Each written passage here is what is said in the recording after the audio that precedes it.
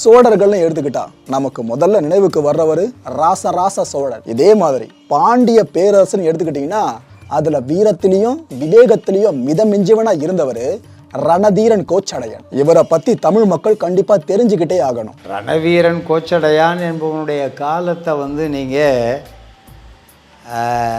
மங்கையர்க்கரசி என்கின்ற சோழ தேசத்து அரசி பாண்டியனுடைய நின்றசீர் நெடுமாறனுடைய வாழ்க்கையோடு துணைவியாக சென்று அவனுடைய பட்டத்தரசியாக இருந்த பெருமாட்டியோடு சற்று ஒப்பிட்டு பார்க்கணும். ஏன்னா அவனை அவனுடைய காலத்தை 6ஆம் நூற்றாண்டினுடைய பிற்பகுதி என்று சொல்லுகிறார்கள். அப்படி அல்ல, 7ஆம் நூற்றாண்டினுடைய கால அளவீட்டில் ரணவீரன் கோச்சடையன் வாழ்ந்திருக்கிறார். இந்த கோச்சடையன் மாரவர்மன் என்கின்ற இந்த பெயரீடுகள்லாம் அவன் முழுக்க ஒரு பாண்டிய நாட்டுக்கு உரியவன் என்பதில் நமக்கு ஐயமில்லை. அந்த பெயரை நீங்கள் காணுகின்ற பொழுது ரணவீரன் என்று சொல்கிறான். ரணம் போர்க்களத்தில் தான் அதிகமாக இருக்கும். அவன் போர்க்கலையிலே அதிக ஈடுபாடு கொண்டு பகைவர்களோடு போரிட்டு அதனால் அந்த இரத்த காயங்களில் நிறைய அவன் அடி வாங்கியிருக்கான் ரணவீரன். ஆனாலும் வீரத்தோடு அவன் அந்த விழுப்புண்களை தாங்கி நின்றிருக்கிறான். அவன் கோச்சடைவர்மன் என்கின்ற அந்த விருதுக்கு உரியவனாக இருந்திருக்கிறான். இவனுடைய கால வரிசையை பார்த்தா அவன் என்னன்னாக்கா முன்பின்னாக வரக்கூடிய செய்தி தொடர்பில் அந்த வளவர்கோன் பாவை இருக்கிறாளே, அவள் நின்றசீர் நெடுமாறன் என்கின்ற கூன்பாண்டியனுடைய மனைவியாக வாழ்ந்த காலத்தை ஒட்டிய நிலையிலே முன்னாக அல்லது பின்னாக வாழ்ந்தவனாக தெரிகிறான். ஆனால் அந்த காலத்தை அறுதியிட்டு கொள்ள வேண்டியது பாண்டியர் வரலாற்றிலே ஆழங்கால் பட்ட அறிஞர்களினுடைய கடமையாகும் என்பதை நான் தஞ்சாவூர் தமிழ்ச்சங்கத்தினுடைய வேண்டுதலாக முன்வைக்கிறேன். நல்ல ஒரு கருத்தாக்கம். அந்த ரணவீரன் என்கின்ற அந்த கோச்சடைவர்மனுடைய காலம் மிக ஒரு குறிப்பிடத்தகுந்த தமிழகத்தின் மாற்றங்களை கொண்டிருந்த ஒரு காலநிலை. ஏன் இதை சொல்கிறேன் அப்படின்னாக்கா, அவனுடைய காலம் வரையில் தமிழகத்தில் மிகுந்த செல்வாக்கு பெற்ற 2 நெறிகளாக சமய நெறிகளாக இருந்தது சமணமும் பௌத்தமும். அதற்கு முன்னாக இருந்தது இங்கே இந்து சமய நெறி என்கின்ற தமிழர் மதம். அதிலே சைவமும் வைணவமும் முருக வழிபாடும், அதிலே சூரிய வழிபாடு என்கின்ற இயற்கை வழிபாடும், சக்தி வழிபாடு என்கின்ற பெண் தெய்வ வழிபாடும் குறிப்பிடத்தக்கன. அதை மறுக்கவே முடியாது. அதுக்குள்ள கானபத்தியம் என்பது 6ஆம் நூற்றாண்டில் இங்கே வந்ததாக சொல்லுகிறார்கள், கணபதி வழிபாடு. ஆனால் பிள்ளையார் வழிபாடு இங்கே அதற்கு முன்னாக இருந்ததா என்பதை நாம் தேடி கண்டு உணர வேண்டும். அந்த நிலையிலே நீங்கள் பார்க்கின்ற பொழுது கோச்சடைவர்மனுடைய காலத்திலே தான் பக்திக்கு எழுச்சி, அதாவது பக்திக்கால எழுச்சி நிலை என்பதிலே சமயக்குறவர்களாகிய ஞானசம்பந்தர், திருநாவுக்கரசு நாயனார், சுந்தரமூர்த்தி நாயனார் இவர்களுடைய 3 பேருடைய அந்த காலநிலை, அதே போல் 12 ஆழ்வார்களின் காலநிலை, இவற்றை ஒரு சேர பார்க்க வேண்டிய கடமை இருக்கிறது. அந்த கடமையோடு நாம் நம்முடைய கவனத்தை செலுத்தி பார்க்கின்ற பொழுது ரணதீரன் என்கின்ற இந்த ரணவீரனுடைய காலத்தில் இங்கே சமணம் சற்று தாழ ஆரம்பிக்கின்ற நேரம். அதுவும் குறிப்பாக பாண்டிய நாட்டிலே சமணமும் பௌத்தமும் சற்று சரிவு அல்லது நலிவு அடைகின்ற ஒரு நிலையிலே நலிவு பெற்றிருந்த சைவ சமயமும் வைணவ சமயமும் எழுச்சி பெறக்கூடிய ஒரு நிலையை காணுகிறோம். முருக வழிபாடு என்பதும் ஆக்கம் பெற்றிருக்கக்கூடிய ஒரு காலம். இந்த ரணதீரன் என்கின்ற ரணவீரன் என்கின்ற அந்த பெயரே செவ்வேள் என்ற முருகனுக்கு உரியதாகவும் சில நேரங்களில் கையாளப்பட்டிருக்குமோ என்றும் அறிஞர்கள் கருத்து உண்டு.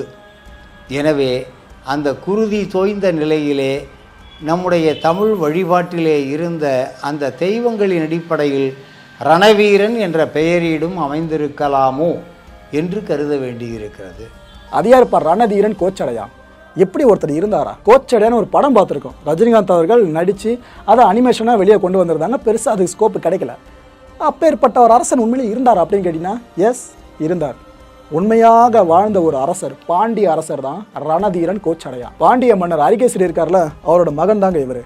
இடைக்கால பாண்டியர்கள் இருக்காங்களே, அதில் ஒரு தவிர்க்க முடியாத முக்கியமான அரசர் தான் இந்த ரணதீரன் கோச்சடையான். உதாரணத்துக்கு நம்ம சோழ பேரரசை எடுத்துக்கிட்டா ராஜராஜ சோழனை எவ்வளோ முக்கியமானவராக கருதுகிறோம், அந்த அளவுக்கு இடைக்கால பாண்டியர்களில் ஒரு முக்கிய மன்னன் தான் இந்த ரணதீரன் கோச்சடையான். இவரோட காலம் பார்த்தீங்கன்னா கிபி 670 710 வரைக்கும். கடல் போன்ற சேனையை கொண்டவர் தான் இவர். கடல் போன்ற சேனை, கொஞ்சம் அதை கற்பனை பண்ணி பாருங்களேன்.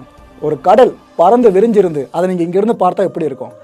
அங்கே நீருக்கு பதிலாக, கடல் நீருக்கு பதிலாக ஃபுல்லாக வீரர்களாக குவிஞ்சதுதானே எப்படி இருக்கும்? அப்பேற்பட்ட சேனையை உடையவன் தான் இந்த ரணதீரன் கோச்சடையான். ரணதீரன் யார் யாரெல்லாம் வெற்றி கொண்டார்னு சொன்னால் அது உங்களுக்கு இன்னும் ஆச்சரியத்தை ஏற்படுத்தும். சேரர், சோழர், கொங்கர், கர்நாடர், ஆய்மன்னர்னு இத்தனை பேரை ஜெயிச்ச ஒரே ஒரு அரசன் ரணதீரன். சோழரை ஜெயிச்சிருக்காரா அப்படின்னா ஒரு விஷயம் நாங்கள் வரலாறுல படிச்சிருக்கோம்ப்பா குறிப்புகளில். இவங்களோட ஆட்சி காலம் அண்ட் முந்தைய சில ஆண்டுகளுக்கு முன்னாடி சோழர்களும் பாண்டியர்களும் உறவு முறை பேணாங்களாமே, அது உண்மையான்னு கேட்டீங்கன்னா எஸ், அது உண்மைதான். சோழரோடு சம்பந்தம் கொண்டவங்க தான் ரணதீரன். அதாவது பொண்ணு எடுக்கிறது, பொண்ணு கொடுக்கறது, இது போல சொல்லுவாங்களே சம்பந்த முறை, இது போல சோழரோடு சம்பந்தம் பண்ணவங்க தான் பாண்டியர்கள் இந்த காலகட்டத்தில்.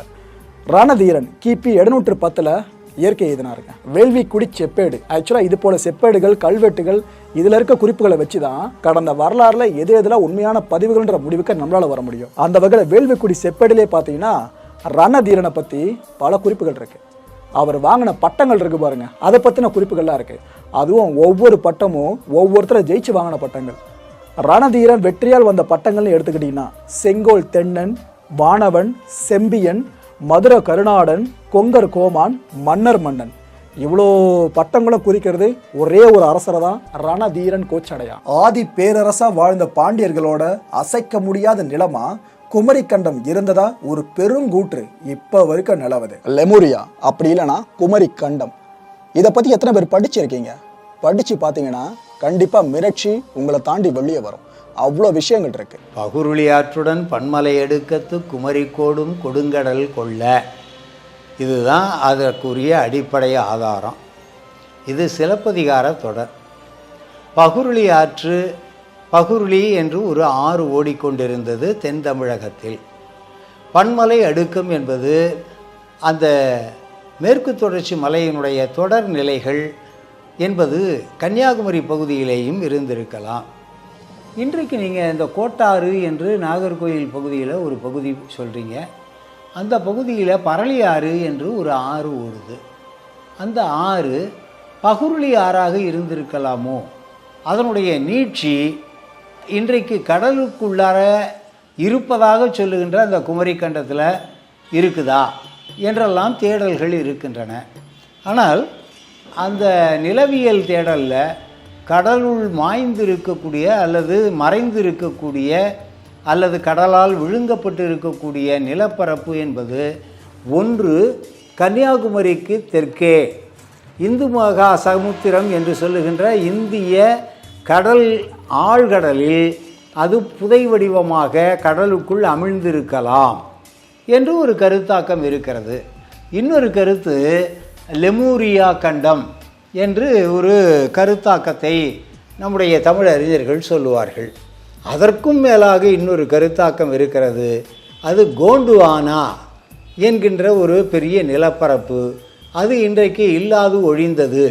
அது பல துண்டுகளாக பிரிந்து இன்றைக்கு இந்தியா, ஆப்பிரிக்கா, நியூசிலாந்து போன்ற நிலப்பரப்புகளாக மாறிப்போயின. அதிலே ஆஸ்திரேலியாவும் ஒன்று என்றெல்லாம் சொல்லுவார்கள். இது குறித்து நாம் சொன்னால் அது நம்மை நாமே ஏதோ குறைவாக மதிப்பிடுவது போல இருக்கிறது என்று பல தமிழறிஞர்கள் சொல்லுவார்கள். ஆனால் தேடி காணுகின்ற பொழுது சில நகரப்பகுதிகளினுடைய ஒரு பகுதி கடலுள் மாய்ந்திருப்பதை நாம் கண்டறிகிறோம்.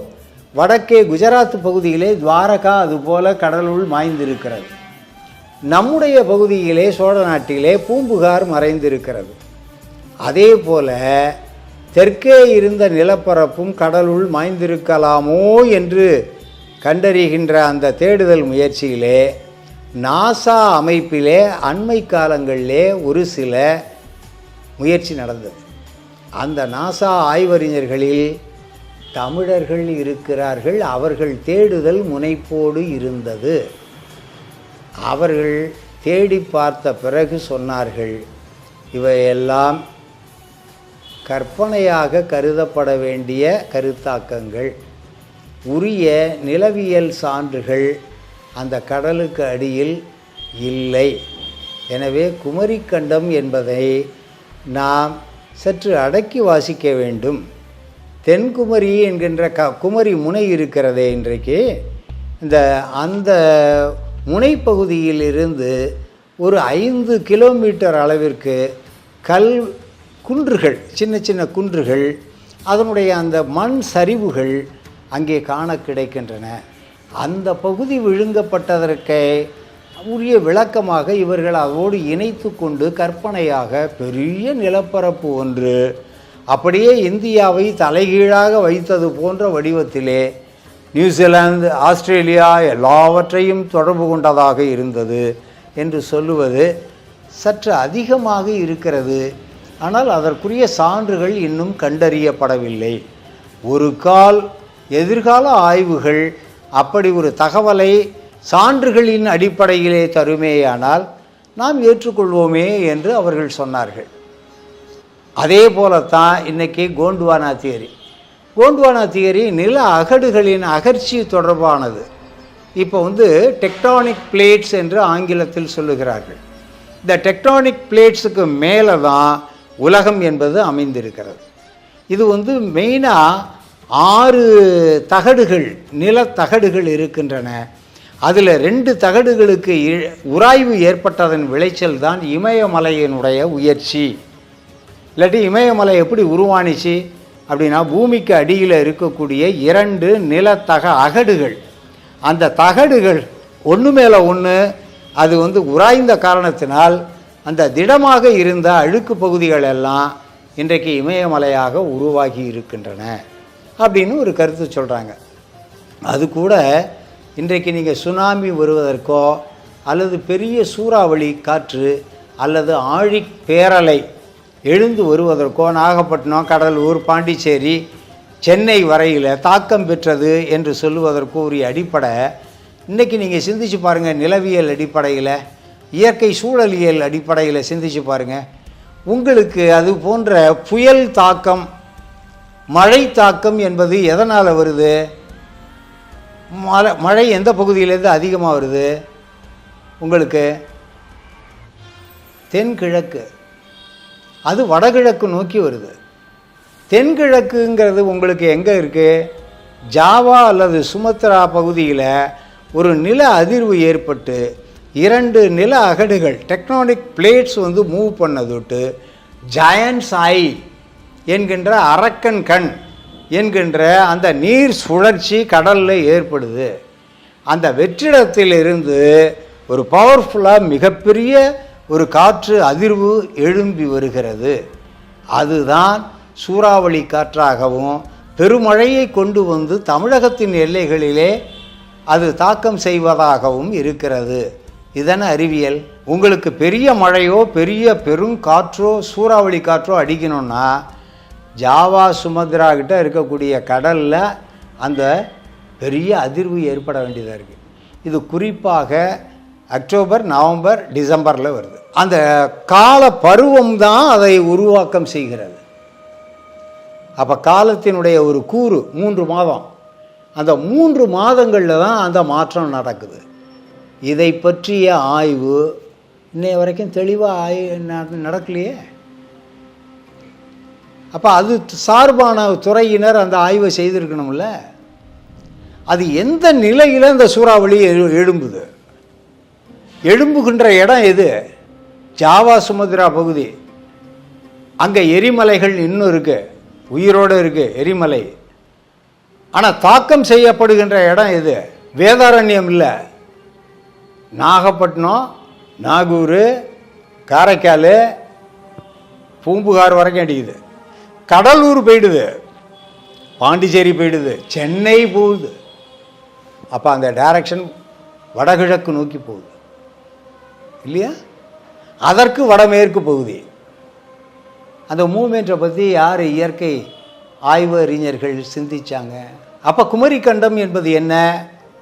கடலுள் மாய்ந்திருக்கக்கூடிய ஒரு சிறு நிலப்பரப்பு. அது உண்மை. ஆனால் இவர்கள் சொல்லக்கூடிய அளவுக்கு நெடுந்தொலைவு செல்லக்கூடிய ஒரு நிலப்பரப்பு கடலுள் இருப்பதாக இதுவரையில் கண்டறிந்து அந்த துறை சார்ந்த வல்லுநர்களால் அறிவிக்கப்படவில்லை. எனவே அதனை எந்த அளவிற்கு ஏற்றுக்கொள்வது என்பது உணர்ச்சிகளின் அடிப்படையில் ஏற்றுக்கொள்ளலாம். அறிவியல் அடிப்படையிலே ஏற்றுக்கொள்வதற்கு இன்னும் நாம் தடயங்கள் கண்டறிய வேண்டும்.